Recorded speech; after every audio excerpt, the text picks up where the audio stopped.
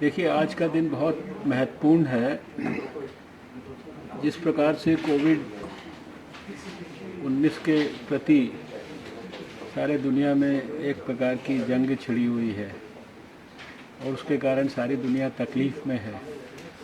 ऐसे में भारत में एक ऐतिहासिक काम शुरू हुआ है। भारत का आयुष मंत्रालय, भारत का स्वास्थ्य मंत्रालय, भारत के विज्ञान और प्रौद्योगिकी मंत्रालय के अंतर्गत CSIR और इन तीनों संस्थाओं को मिलाकर इनको ICMR के टेक्निकल सपोर्ट के साथ आयुष की कुछ दवाइयाँ जैसे अश्वगंधा है, यष्टि मधु है, या गुडुचि पिपाली है, या आयुष 64 है, ये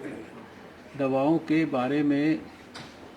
व्यापक क्लिनिकल ट्रायल्स आज शुरू हो रहे हैं। ये सारे मंत्रालय मिलकर कर रहे हैं देश में। उन लोगों के ऊपर जो हेल्थ वर्कर्स हैं, हाई रिस्क एरियाज़ में काम कर रहे हैं, या समाज के अंदर वो लोग जो कोविड-19 के मरीज़ों के संपर्क में हैं, उसके कारण हाई रिस्क हैं, उन सब के ऊपर प्रोफाइलेक्सिस की दृष्टि से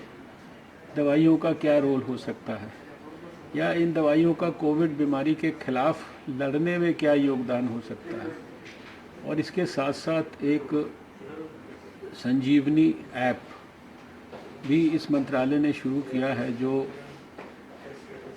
50 लाख लोगों के बीच में ये जानकारी प्राप्त करेगा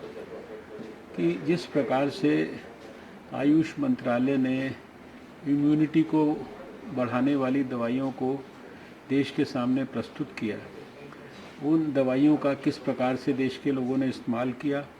कितना उनको लाभ मिला, और इस सारे हमारे प्रकल्प को आयुष मंत्रालय के हमारे प्रधानमंत्री नरेंद्र मोदी जी का स्वयं आशीर्वाद प्राप्त है। उन्होंने पहले जो इम्यूनिटी को बढ़ाने वाली दवाइयाँ आयुष मंत्रालय के द्वारा प्रस्तावित, उनको बड़े पैमाने पर रिकमेंड किया, हर मंच से उनके बारे में देश के सामने रखा, अपने ट्विटर हैंडल से उसके बारे में प्रचार प्रसार किया, और अब इन ट्रायल्स को भी पूरी तरीके से उनका आशीर्वाद प्राप्त है। तो जो आयुर्वेद की जो इनहेरेंट ताकत है, वो उस ताकत का जो वास्तविक इस्तेमाल है, जिस मात्रा में देश और दुनिया के लिए होना चाहिए,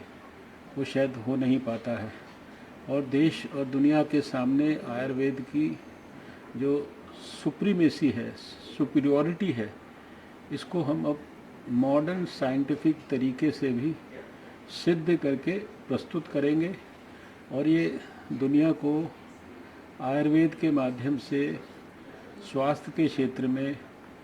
बहुत सारी बीमारियों से, और अभी विशेषकर कोविड-19 से लड़ाई लड़ने में अपनी महत्वपूर्ण भूमिका अदा करेगा।